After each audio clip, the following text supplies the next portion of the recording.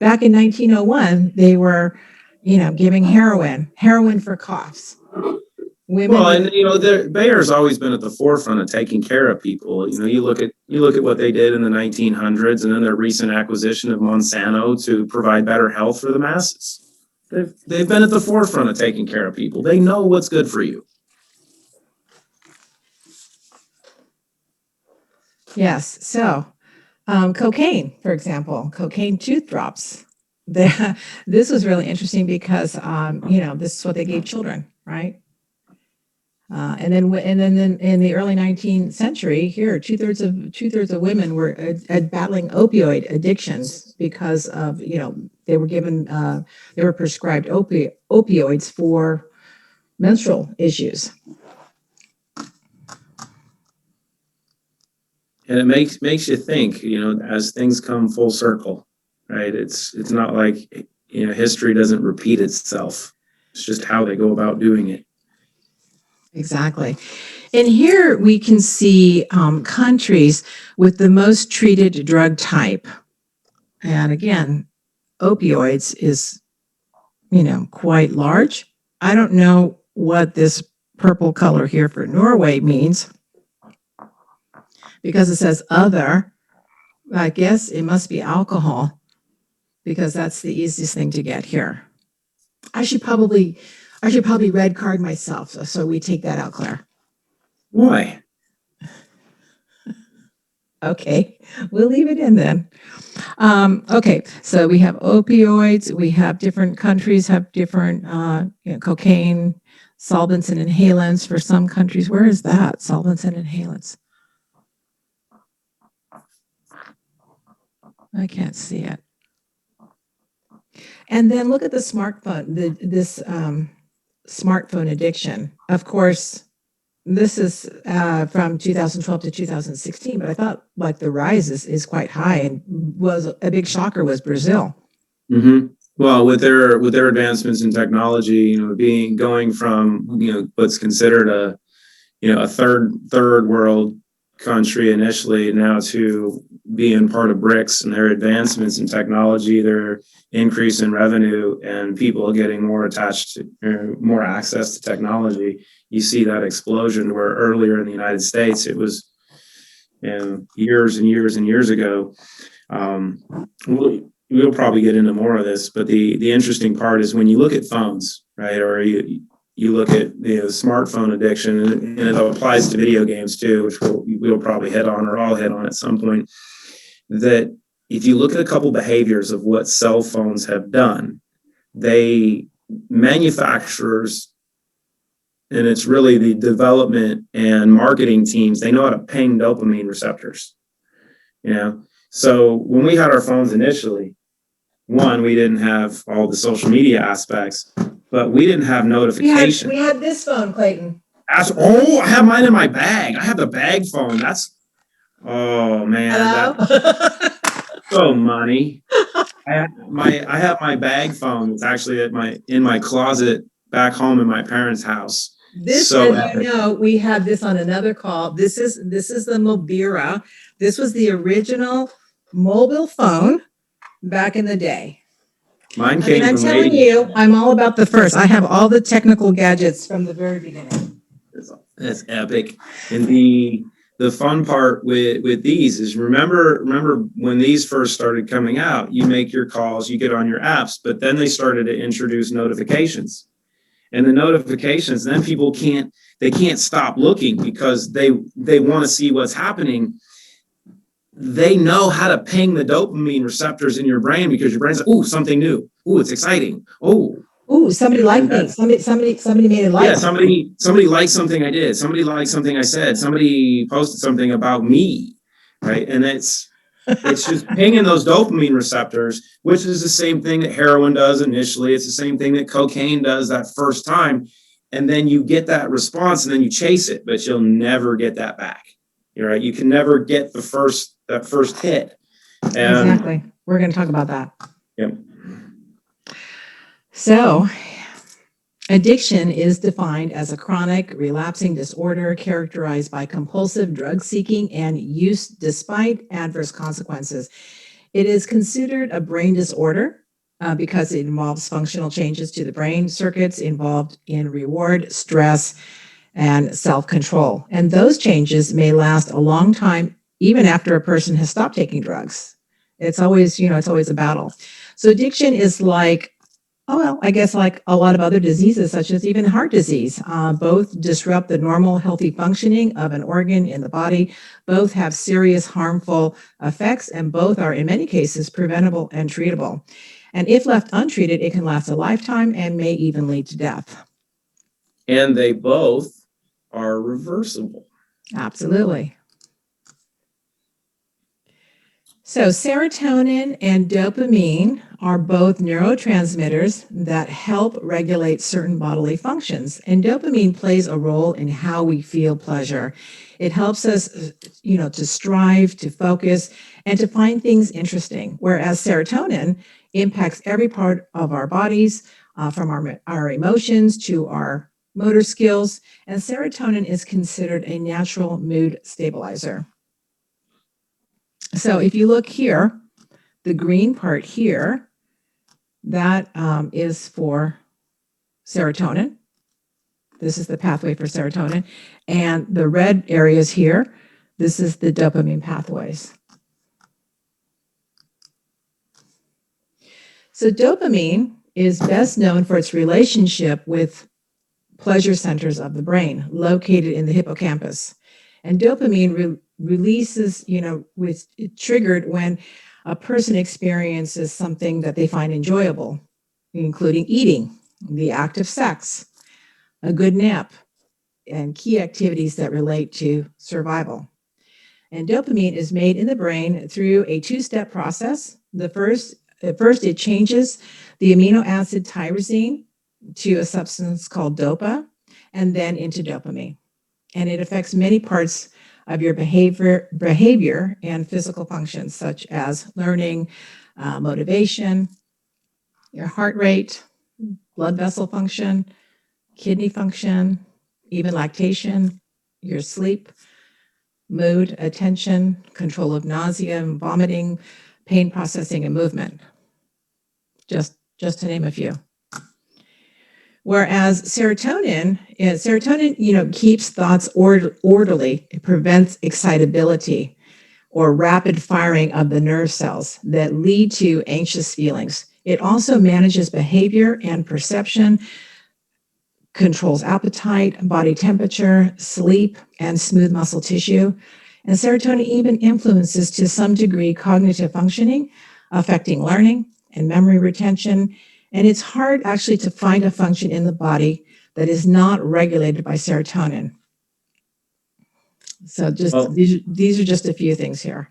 And you look at both components for dopamine and serotonin and how they make you function and feel, and it gets to the key point of a dysregulation or a less than ideal amount produced, that our body and our brain is designed to, one, use these effectively. They're the two most powerful neurotransmitters made. We need them, but we desire all of these benefits and we seek them. So you see the same thing in animals in cribbing, right? If we see a horse that's deficient in minerals or such, they'll crib. They'll start chewing on a fence post, or they'll chew on a building because they're trying to seek something. Mm-hmm. Where in humans we do the same thing, but because of our environment, we self-medicate basically. Our brain is developed and our central nervous system is designed to tell the rest of your system, seek to feel good. We all, as Dr. Rao and Dora, you've done such a great job of hitting on this, we always seek to find homeostasis. We seek to find balance, and we seek to feel good. Speaking of balance. Synchronicity. But that's the key, is if you don't have enough of it and if you're not producing it properly, your brain is going to tell you, find something that makes me feel good. And unfortunately, most of what we have access to us readily available is not the healthy choice or approach. So I cannot do that. It's good that there is a different model. Well, as we know, taking or abusing drugs interferes with the balance of serotonin and dopamine, which can lead to addiction and several adverse effects. Now, imagine what happens when you induce a foreign substance that hyperstimulates either levels of serotonin, dopamine, or possibly both. Not only does the use of these substances hamper your perception of reality, but long-term use of the drug can also inhibit the natural release of these neurotransmitters, creating a physical dependence on the drug. So the person that, a person addicted to drugs isn't addicted to the initial high any longer. And like you mentioned, he or she is now dependent on the function of the drug. And we'll touch more on that later. So this is interesting here. The dopamine D2 receptors are lower in addiction, as you can see here. So here's the dopamine here. Here you can see with cocaine, meth, and alcohol, and heroin. You're probably going to hit on why, so I don't have to. Well, in other slides here, we'll come to that. So here are PET scans that compare the brain of an individual with a history of cocaine use. And obviously you can see here the comparison again, which was like the other slide that we saw, like 1 month after use of cocaine and then 4 months after. You see it's starting to come back, but it's still not there. It has a long way to go. Almost like you need a clean slate. Well, you need all. You especially need the zero in. We don't do a lot of calls. I mean, I don't think we ever really have done a call on zero in. So that's why I think this will be a good topic. This is the time for it, because this is where the fun begins in that one. Exactly. So this is really interesting. This is dopamine and obesity. Now, dopamine and, of course, serotonin play a key role in obesity, and we will cover this in a deeper, we'll go into it deeper and in another session, but right now we're just going to just show you, because I thought it was really interesting here. Here on the bottom, you see all the normal views in this scan, and then you see like in alcoholism, obesity, and cocaine dependent. So serotonin and dopamine, like I said, it plays a role in diseases that aren't related to mental health. For example, again, obesity, right? And actually, in 2013, the American Medical Association actually classified obesity as a disease. So briefly, obesity affects the natural reward systems and the amount of food eaten to feel satisfied. So imaging studies, like I said, show here that suggest that in people with this condition, that the body is not releasing enough dopamine and serotonin. So when I was doing the research on this, I said to Claire, my gosh, that must be my problem, right? Why can't I lose weight? I kept thinking, how I've been harping on this. And anybody who's been on this call, like for the last year, knows that I've been complaining about weight. When I see Birgit losing weight like crazy, she's just wasting away. I haven't lost a pound. But I said, oh, you know what I'm going to start doing? I'm going to start taking it at night. And guess what? Oh, yes. It's going down. I'm going down. It's starting. Yes, I was pretty happy. Okay. So this is really interesting here. So this is about the brain's reward center. So addictive drugs provide a shortcut to the brain's reward system by flooding the nucleus accumbens with dopamine. And the hippocampus lays down memories of this rapid sense of satisfaction. And the amygdala creates a conditioned response to certain stimuli. So why are drugs more addictive than natural rewards? Well, for the brain, the difference between normal rewards and drug rewards can be linked or likened to the difference between someone whispering into your ear and someone shouting in a microphone. Just as we turn down the volume on a radio that's too loud, the brain of someone who misuses drugs adjusts by producing fewer neurotransmitters in the reward circuit, or by reducing the number of receptors that can receive signals. So as a result, the person's ability to experience pleasure from naturally rewarding activities is also reduced. So what's interesting here is this section here.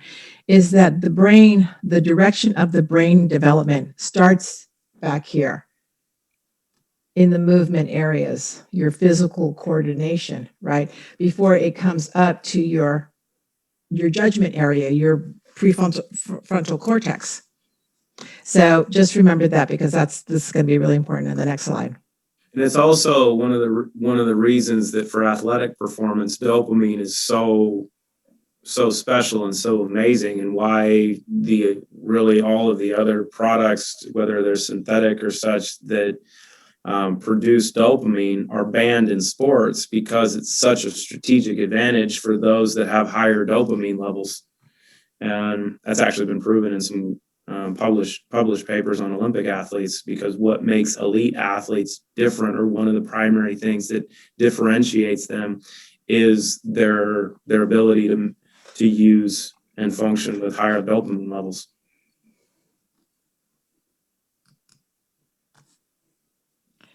So remember I said the direction of the brain development, right, starts here. And this is the window here between 12 and about 22 or so, 23 maybe. So 1 of every 10 American adults aged, 12 and older had used an illicit drug. So if you can keep children in this window here away from the drugs, right, or the substances, right, if you can protect them somehow, then while the brain has time, while they have time to develop their judgment areas, that doesn't happen until you're over 20. So this age is like really super critical. And it's so sad because like today, and even today, I mean, even back when I had kids, we started with the internet and all this kind of stuff, and now it's even worse because kids are going home, they're, on the computers, and this is another form of addiction, which we'll get into that later. But, again, it's those, hitting those receptors, right? Well, and I will tell you, having 2 teenagers that are right in that window, and then having 2 older brothers that went through that window, and looking at the issues that are caused from this, and trying to have conversations, and being the stepdad, right, of coming into an environment later in development, and trying to explain to not only my kids now, but some of their friends, of this exact outline of, oh, well, they're not bad, you can see them in the media, they're legal now. And it's like, well, the difference between legal and complications and function and development and damage that they'll do to you are 2 complete poles. Kids today are flooded with so much information, especially around cannabis, that, it's this great thing, it's legal, everybody's doing it. And there's the conversation of the gateway drug, which it is, but the understanding of, look, your brain's not even close to being developed yet, and the impact that this has, and how that plays into account. I was doing some of the studies over the weekend with some friends, actually some of my oldest son's friends, of giving them an alternative, because we had a get together for my oldest son, some of his friends, and so they're all 20, 24, 25, 26 years old. So there's a lot of alcohol and a lot of fun to be had hanging out on a Saturday when it's 95 degrees. So I went and grabbed a couple packs of Zero In and started passing out pills like they were Skittles. And I was like, here, I'm not going to tell you what these do, but I want you to try them. And I'll tell you, in 15 minutes, people were like, oh, wow, I feel good. And so understanding that there are the alternatives, but really trying to overpower this process of, during these developmental years, how this affects kids. And honestly, as a parent, or if you are a parent, how crucial it is to come across as a Nazi and intolerant, and as I'm known as the guy that has no tolerance for it. Because I grew up in an environment where both of my parents grew up in alcoholic households. The first time I got drunk, I was 4. not intentionally, as my parents were chilling on a Saturday. They made 2 margaritas and got an emergency call to go down to the clinic, and they put the margaritas up on the counter so they could keep them away from the vibrant 4-year-old. But I managed in the 20 minutes or so that they were gone to climb on the counter, finish off 2 margaritas, lick the rims clean, and I was wired. And through from that point on, really through into college, I didn't drink because I knew what the damage could be, because I saw it in my aunts and uncles and my grandparents. And I had the conversations with my parents, and I was fortunate to have mentors around me that are like, don't do this stuff. And unfortunately today, we don't have a lot of that. We have the inverse, right? We have the media. We have people that are trying to get kids to do this for a specific purpose. It's horrible. And now some people are going, oh, that's why you are how you are. I'll have to tell you my little secret, my little trick that I did to my kids. So, I mean, this is, about awareness, because there's a lot of people maybe on this call that don't even know about this window. So what I used to tell my kids when they were growing up as teenagers, I would tell them, hey, you know what? I said, you can't do any of this drinking or drugs or anything like that, because in our blood, in our line, like, our blood's special, right? So we can't handle it. Like we just like, yeah. And I would like tell them how sick they were going to get and how, how bad it was. And I made sure that they were always I kept them in sports, kept them really active and stuff like that. But I would tell them, like, oh yeah, we can't do that because, you got that special Asian blood. You can't drink, Asians can't drink at all. Yeah, no, we don't do that. Yeah. Well, and that's true, because the side effect of that is karaoke, which we know is terrible. I've never done karaoke, and you will never get me to do it. Well, there's a certain level of alcohol consumption that gets you to the point where karaoke is a byproduct of it, and it's perceived greatness. Okay. So, okay. And you can't sing when you're younger, so you got to do it when you're later. No, I actually was quite a good singer when I was younger. Okay, so here are the top 10 addictions, which, wow, alcohol was right up at the top. And look at the impact it has on the community, in families. It's the worst thing. I think back in they used to call it alcohol was the devil's juice. Mm-hmm. So that's the list there. Well, everyone's asking about where's porn, and porn is in there. Was it on there? Hold on, go back one. I didn't see it. Everyone's looking. Oh, was it? Well, sex and porn. It all goes in there. See, I would argue that, depending upon when that was done, when was this published in the Lancet? It doesn't give us a date.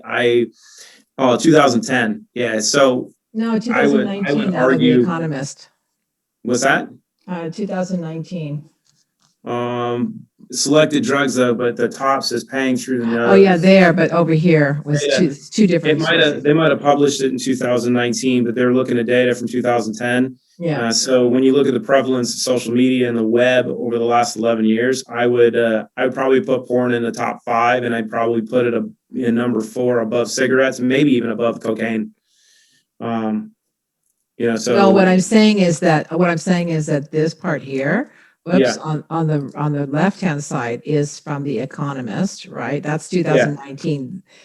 Yeah. Oh, I see what you're saying. Yeah, the sources should be over here.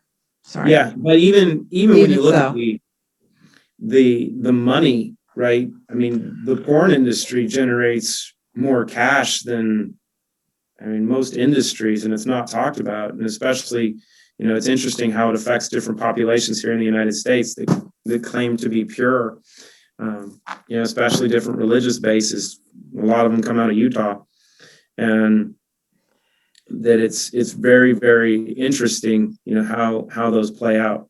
That's not a red flag moment. What are you talking about? Claire, keep that in. Keep going. Proceed. Okay. All right. So, okay, we can see that. Well, this one here is really interesting. This is your brain on drugs. I used to love those commercials, by the way, because I love eggs. I saw that. I remember that. That pan, right? I should They're have. I like, mean, people are like, here's this the is your video. brain. This is your brain on drugs. You're like, wait a minute. I love fried eggs. How do I get there? Can I have maple syrup with salt and pepper?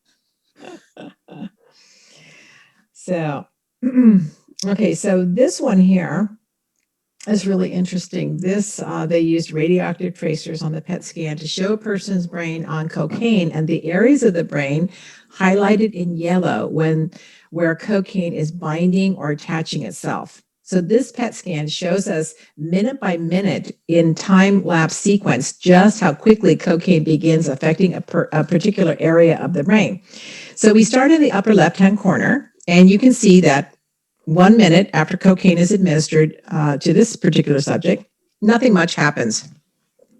All areas of the brain are functioning normally. Then we look at the next slide. 3 to 4 minutes, we see there are some areas starting to turn yellow. And these areas are part of the brain structure, the striatum, which is the main target in the brain bound and activated by the cocaine. And then if you look at the next slide, 5 to 8 minutes later, we see that the cocaine is affecting a larger area of the brain. And after that, the drug effects actually begin to wear off, which is amazing because you only, after 8 minutes, it's reversing the other way.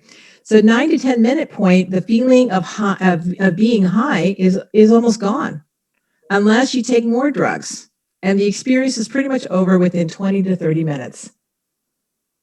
What a freaking waste for you. You think about that for how much cocaine costs. I know. I've never touched the stuff. Right? Me I either. knew early on. And it's interesting of talking with people that have used a bunch of cocaine now because of what we're doing and working with people that are in recovery or that are having fun here.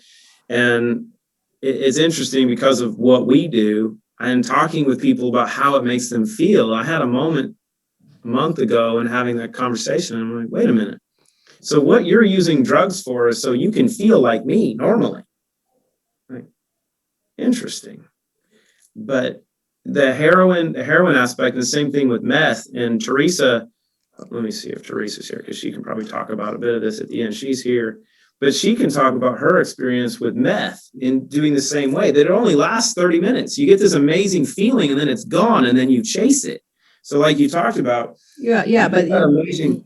You're only going to have that high for the first time, right? First time, and then you chase you're the constantly high. chasing it all the time. You're never going to get to it. You have to keep using more and more and more because you're never going to get that feeling that you're always chasing after. And then it becomes such a problem that, I mean, I know a lot about meth. It's bad stuff. It destroys you in every aspect. It's one of the worst drugs. Yep.